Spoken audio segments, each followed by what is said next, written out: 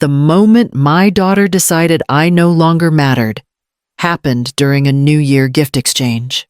Lauren Pierce stood near the center of her living room, smiling as she handed out presents one by one, designer bags first, then watches, then jewelry. Each item announced loudly, each reaction encouraged. My son-in-law, Evan, hovered beside her, nodding, approving, never interrupting. Names were called, boxes were opened. Laughter followed. I sat quietly on the edge of the sofa, hands folded in my lap, watching my family admire things that cost more than my first house payment ever did. No one looked at me. That was not new. When Lauren finally turned toward me, she didn't pick up a box. She tilted her head, smiled the way she does when she wants to appear kind, and said, "Oh, Mom, we forgot to get you a gift. We only remember people who matter." For half a second, the room froze. Then someone laughed. Then another. A few people joined in too quickly, too loudly. I noticed a phone lifted across the room, its camera pointed in my direction. Someone thought this was funny enough to save. The story you are about to hear is a work of fiction created by the Raices Wrote Us channel team, based on real-life situations to convey lessons about family, emotions, and human values. All characters and events are illustrative. I am Tessa Wren. I am 69 years old. I raised my daughter alone after her father died. I taught her how to read, how to drive, how to speak with confidence. And in that moment, she spoke to me like I was furniture. I felt something settle in my chest. Not anger, not sadness, clarity. Lauren wasn't joking. This wasn't thoughtless. It was deliberate. A performance, carefully timed, delivered in front of witnesses. She wanted me small. She wanted approval for it.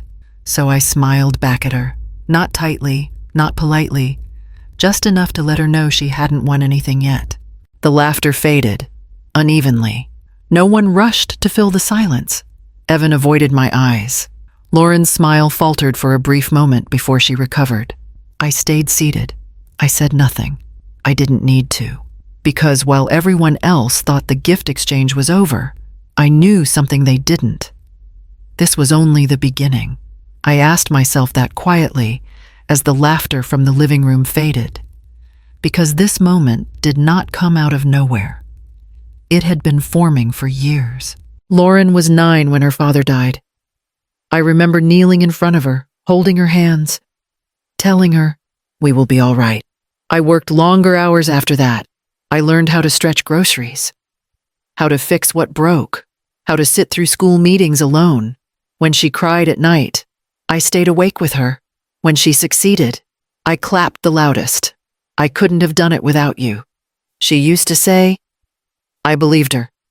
I paid for her college applications. I helped her move into her first apartment.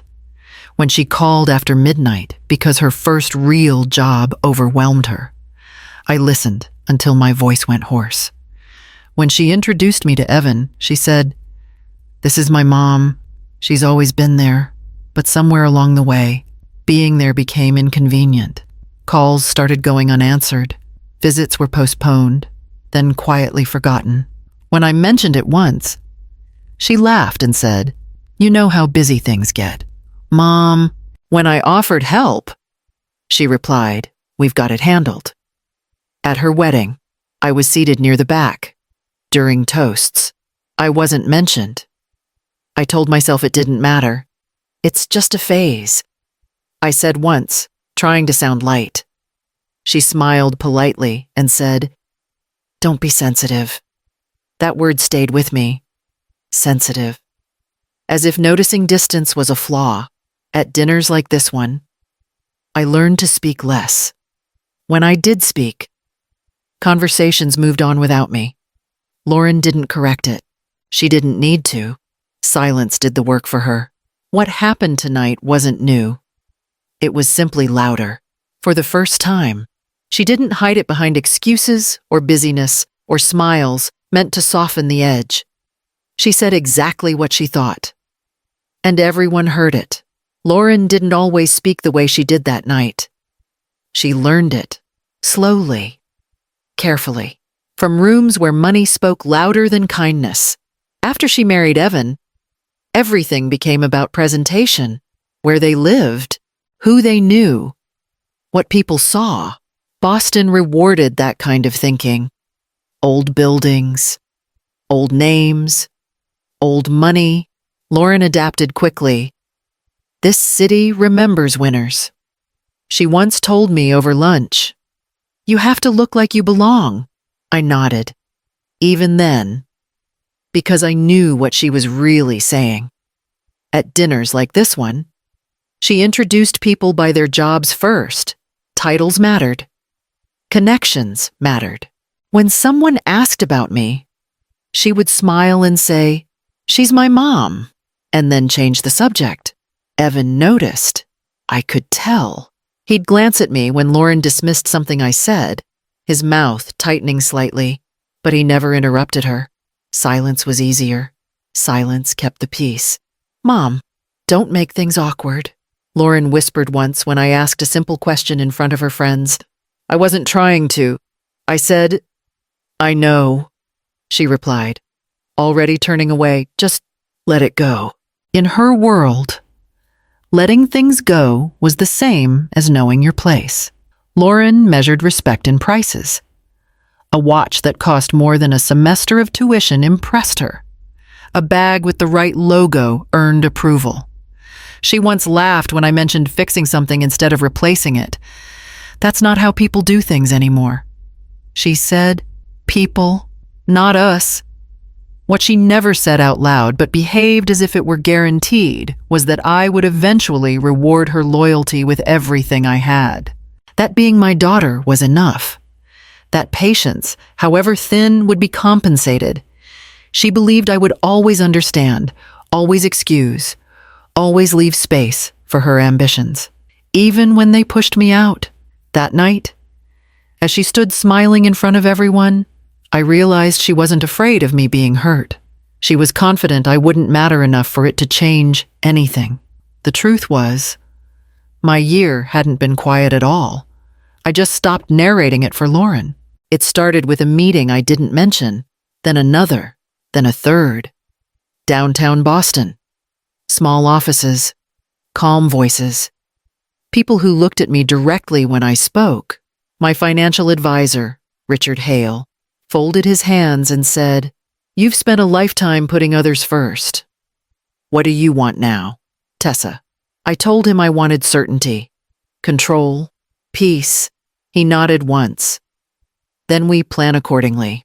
A week later, I sat across from Margaret Collins, an estate attorney with sharp eyes and no patience for sentimentality. "Tell me about your daughter," she said, pen poised. I hesitated. Then I said, "She believes love comes with expectations." Margaret didn't react. She only asked, "And do you want those expectations deciding your future?" I signed the first document that day, then the next. Each signature felt lighter than the last. "This doesn't mean you love her less," Margaret said as she slid a folder toward me. "It means you're honest about what you're willing to reward." I didn't argue. I didn't need to. There were moments I almost told Lauren. Once, over coffee, when she complained about being busy and barely glanced at me. Another time, when she joked about how things would be simpler once everything eventually comes my way. I smiled then. I stayed quiet. Not out of fear, out of clarity. I wasn't hiding anything. I was choosing not to announce it. There's a difference. The night of the party, my phone buzzed in my purse while Lauren laughed across the room. I didn't check it right away. I already knew what it would say. When I did glance down, the message was short. Delivery confirmed. Window between 8 and 9 this evening. I locked the screen and slipped the phone back into my bag. No one needed to know yet. Some endings are ruined when they're explained too early. The laughter didn't stop when it should have. It hovered, waiting for permission to fade, and when no one took it away, It grew bolder. "Oh, come on," said Mark, Evan's cousin, lifting his glass. "Tessa's easy. She's low maintenance." A few people laughed again, softer this time, testing the room. Lauren smiled, not nervously, not apologetically. She smiled like someone enjoying a well-timed joke. "That's true," she said. "My mom doesn't need much." She didn't look at me when she said it. She didn't need to. I watched Evan shift his weight. He opened his mouth, then closed it. His eyes met mine for a brief second before he looked away. Silence won again. "See," Mark added, encouraged. "She gets it." I felt something separate from the noise, a quiet line forming inside me, clean and final. I wasn't angry. Anger would have meant I still expected better. What I felt was understanding. Lauren wasn't embarrassed. She wasn't uncomfortable. She was relieved. Relieved that no one challenged her. Relieved that the room agreed, or at least pretended to. I had spent years smoothing over moments like this, laughing lightly, changing the subject, making excuses for her when others noticed the distance. "She's just stressed. She doesn't mean it that way. She's busy." I said those things often enough that people stopped questioning them. Not tonight. Lauren reached for Evan's hand and squeezed it, still smiling. "You know how Mom is," she said casually. "She doesn't like attention." That was new. I had never said that, but it fit the story she was telling. I nodded once, slowly, and took a sip of water, not to play along, to mark the moment. This was when I stopped fixing things for her. I didn't need to defend myself. The room had already decided who I was to them. What mattered now was deciding who they would be to me. Lauren laughed again, light and confident. Unaware that something essential had just shifted, I stayed seated, calm, watching her enjoy the last moment she would ever have where my silence protected her. I stood slowly, not because I needed attention, but because staying seated felt like permission. The room quieted out of habit more than respect. People expect someone my age to either apologize or scold. I did neither. "I just want to say thank you," I said, keeping my voice even. Lauren blinked. A few heads tilted. Gratitude was not what they were prepared for. "Thank you for being honest tonight." I continued. "It's helpful to know where everyone stands." Mark let out a short laugh. "Unsure. Hey, no harm meant." "Tessa, I know." I said, "That's what makes it useful." The word landed heavier than I expected. Chairs shifted. Someone cleared their throat. "I've spent a long time trying not to misunderstand things," I went on. "So hearing clearly who matters, it simplifies decisions." Lauren's smile tightened. "Mom," she said lightly, "you don't have to make this awkward." "I'm not," I replied, still calm. "I'm grateful." That was when the room changed. Not dramatically, subtly. Conversations that had been waiting to restart didn't. No one reached for another drink. Evan looked at me then, really looked. His expression wasn't defensive or polite. It was uneasy, like someone realizing they had missed a crucial detail earlier. "What decisions?" he asked. Lauren shot him a sharp glance. "Evan?" I smiled at him. Not unkindly. "Just personal ones." I said, "Things that require clarity." Lauren stepped closer, her voice low. "You're overthinking this," she murmured. It was a joke. I met her eyes for the first time that night. Jokes don't need witnesses. I said. She opened her mouth, then closed it. The confidence she'd carried all evening flickered. I nodded once to the room. "Thank you again," I said, truly. As I sat back down, no one laughed, no one spoke. And for the first time that evening, Lauren looked uncertain about what came next. The knock came softly, almost apologetically, but it cut through the room like a blade. Lauren frowned. Are you expecting someone? I didn't answer right away. I stood, smoothed my jacket, and walked toward the door. When I opened it, a young man in a dark coat held out a slim folder and a padded envelope. "Delivery for Tessa Wren," he said, checking his screen. "That's me," I replied. He stepped inside just far enough for everyone to see his hands pass the documents to mine. I signed once, neatly, the way I always had. Lauren laughed under her breath. "Mom, what is this?" "Something I arranged earlier," I said. I returned to the center of the room and placed the folder on the table where the gifts had been opened. No ribbons, no wrapping, just paper. Evan leaned forward. "What's in it?" "Finalized documents," I said. "Estate revisions, asset directives, all completed before tonight." The word "before" landed hard. Lauren's smile froze. "You're joking." "I'm not," I said. "I finished everything last week." She shook her head once, sharp and dismissive. "You wouldn't do something like that without telling me." "I didn't need permission," I replied. "I needed clarity." Evan picked up the folder, then hesitated, looking at Lauren. "You knew about this. I knew I was reviewing my plans." I said. "I knew I was tired of assumptions." Lauren's voice rose. "This is because of the gift thing, isn't it? You're reacting." I met her eyes. "No. Tonight just made it visible." Her confidence cracked. "You can't make decisions like this out of spite." "This wasn't spite," I said. "This was preparation." Silence spread again, thicker this time. Someone shifted in their chair. No one laughed. Lauren's voice dropped. "You planned this."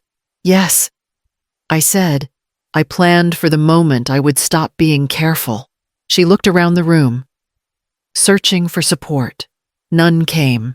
The irony settled slowly. While everyone had been watching her perform generosity, I had already completed the only exchange that mattered. I gathered the documents back into the folder and held them against my chest. Steady and certain. For the first time that night, Lauren understood something had ended long before she tried to humiliate me. Lauren's voice came out smaller than before. "So what did you do?" she asked. "You took everything away." I shook my head. "I didn't take anything from you," I said. "I stopped promising what you never respected." Evan set the folder down carefully, like it might break.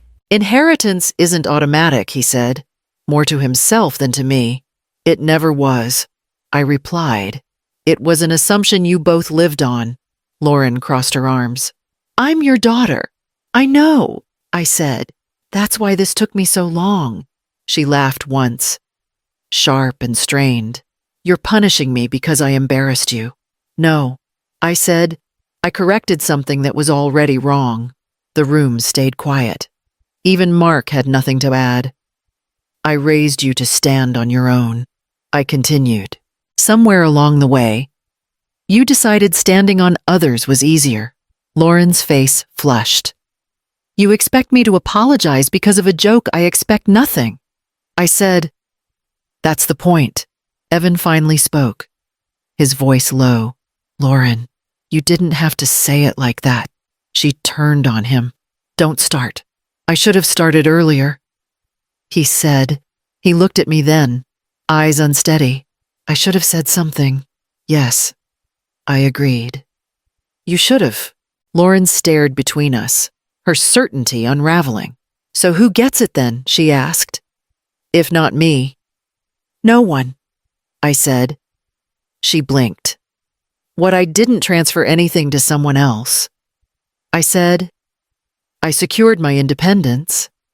Accounts in my name, decisions that don't rely on anyone's approval."